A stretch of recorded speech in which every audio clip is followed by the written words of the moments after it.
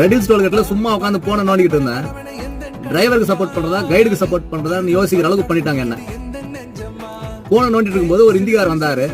ஒரு பில் இருந்தது, இந்த அட்ரஸ் எங்க இருக்குன்னு கேட்டாரு. அந்த அட்ரஸ் பாத்தீங்கன்னா சோழவரத்துல இருக்கு.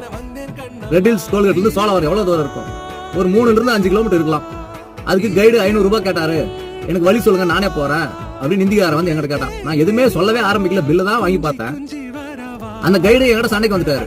நான் பேசிட்டு இருக்கும்போது நீ எப்படி ஒரு வழி சொல்லலாம்?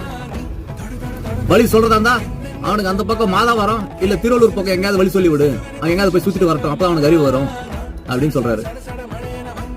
இப்ப நான் கைடுக்கு சப்போர்ட் பண்ணி வழி சொல்லாம அவனுக்கு தெரியாதுன்னு சொல்றதா, இல்ல டிரைவருக்கு சப்போர்ட் பண்ணி இந்திக்காருக்கு வழி சொல்றதா?